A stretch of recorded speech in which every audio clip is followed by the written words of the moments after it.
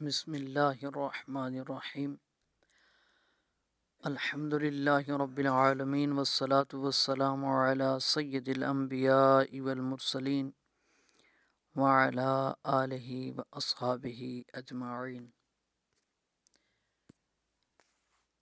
طب و حکمت کورس شعبہ عصری علوم درس نظامی APC پروجیکٹ طب و حکمت کورس کا دوسرا سبق۔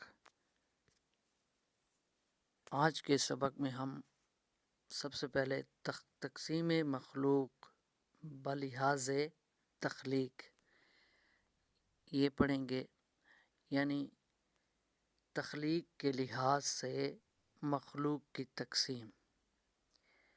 انسان چونکہ مخلوق میں ہے تو پہلے ہم نے تخلیق کی قسمیں سمجھنی ہے۔ تو زمینی مخلوقات کی تخلیق کی 3 صورتیں ہیں۔ پہلا ہے خودکار طریقے تخلیق، دوسرا کیمیاوی طریقے تخلیق اور تیسرا مشینی طریقے تخلیق۔ ان تینوں طریقوں سے موالید ثلاثہ وجود میں آئے۔ کیا وجود میں آئے؟ موالید ثلاثہ۔ موالید ثلاثہ کیا ہیں؟ مخلوق کی بنیادی تقسیم کے لحاظ سے 3 قسمیں جمادات، نباتات اور حیوانات، انہی کو موالید ثلاثہ کہتے ہیں۔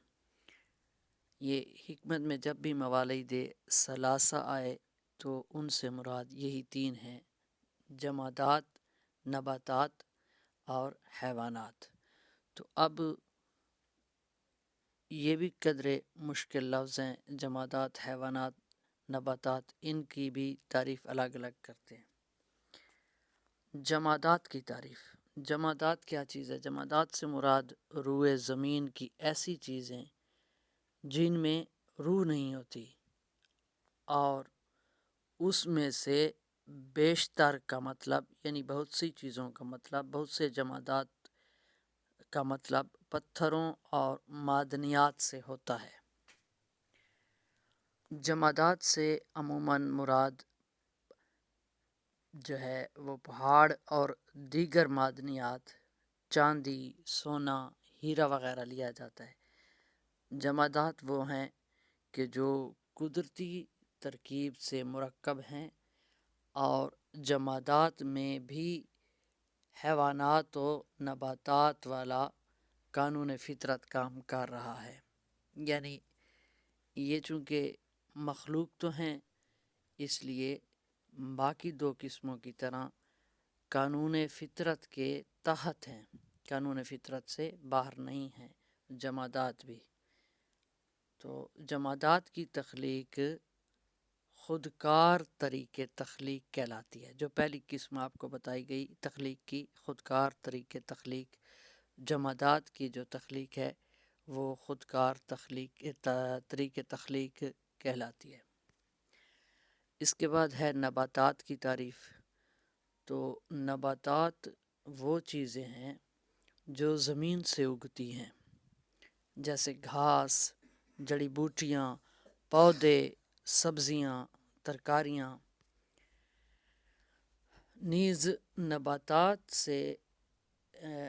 یا پودے ایسے جانداروں کو کہا جاتا ہے کہ جو حیوانات کی طرح اپنے مقام سے دوسری جگہ منتقل نہیں ہوتے، ایک ہی جگہ ٹھہرے رہتے ہیں۔ نباتات کی جو تخلیق ہے یہ کیمیاوی طریقے تخلیق کہلاتی ہے۔ دوسری تخلیق جو آپ کو بتائی تھی کیمیاوی طریقے تخلیق، تو نباتات کی تخلیق کیا کہلاتی ہے؟ کیمیاوی طریقے تخلیق۔ اس کے بعد ہیں جی حیوانات۔ تو حیوانات کیا ہیں؟ حیوانات روئے زمین کی وہ جاندار مخلوق جس میں قوت حس اور ارادی حرکت ہو، جیسے انسان، جانور، پرندے اور حشرات وغیرہ۔ تو حیوانات کی تخلیق جو ہے یہ مشینی طریقے تخلیق کہلاتی ہے۔ یہ تینوں تخلیقات کے قسمیں جو ہے پڑھنے کا فائدہ یہ ہے کہ آپ کو انسان کا جو طریقہ تخلیق ہے وہ سمجھ میں آیا ہے۔ اگر صرف انسان کا طریقہ تخلیق بتایا جاتا تو شاید آپ کو اس طرح سے سمجھ نہ آتا۔ اس لیے ہمارا موضوع تو انسان ہے، لیکن ہم نے جمادات کا طریقہ تخلیق بھی جانا اور نباتات کا بھی جانا، جو کہ آگے چل کر آپ کو پوری طب میں کام آئے گا۔ تو یہ آج کا آپ کا سبق ہے، اس سے اچھی طرح سمجھیں۔